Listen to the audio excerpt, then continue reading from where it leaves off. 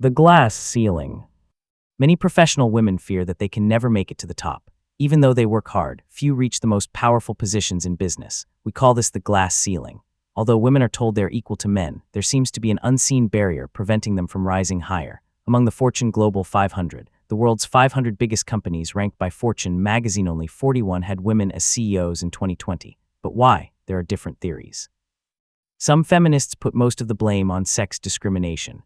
Attitudes toward women almost certainly inhibit women's progress in some ways. For example, women are generally thought of as more caring and less aggressive than men. But high-level managers tend to think aggressiveness and competitiveness are positive traits for leaders. A study in 2018 found that women who deliberately showed these masculine traits at appropriate times were more successful. Other research has found that most people link leadership with qualities that are typically associated with men, such as being decisive. Qualities that are usually considered more feminine, such as cooperativeness, are viewed as less important. Although these attitudes can be considered sexist stereotypes, the researchers found they are held by both men and women. But sexist attitudes may not be the whole explanation. Some people point to the choices women make as reasons why they are less likely to hold the most high-powered, high-paying jobs.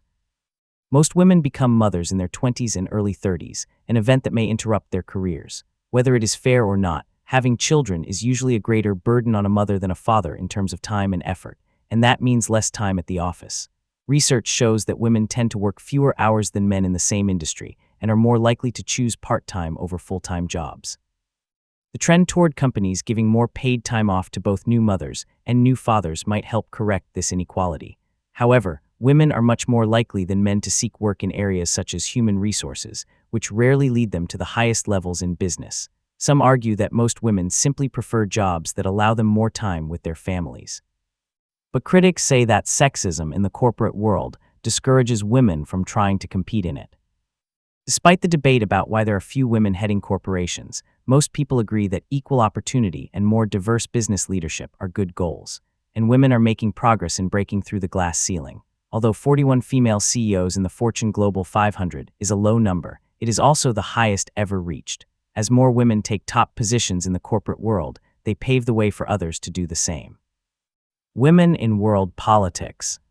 Margaret Thatcher was one of the most famous female politicians of the 20th century. She knew that the world was watching her and judging all women as leaders. When she became the United Kingdom's first female prime minister in 1979, she said, "A great deal, I think, of the future of women at the top will depend on how I do." Even those who disagree with her admit that she was an effective political leader. Thatcher was re-elected twice. Her strength and determination earned her the nickname Iron Lady. Since Thatcher, many other women have become leaders of countries, but as with female CEOs, they remain a small minority. Some have argued that women make especially good leaders. Chandrika Kumaratunga became president of Sri Lanka in 1994. She felt women brought certain advantages to politics. Where there is a dedicated, honest, and sincere woman somewhere at the top, she can bring in a much more human touch and a much more practical approach to problems, and that's very important in politics, Kumaratunga said. Like Thatcher, however, successful female politicians are not always seen as having a different, feminine leadership style. Angela Merkel has led Germany since 2005 as its first female head of state. She is one of the longest-serving and most powerful leaders in her country's history. Merkel and her supporters have never focused on her sex, but rather on her intelligence and talents. As one journalist put it, she has perhaps made the idea of a woman leading her country feel normal.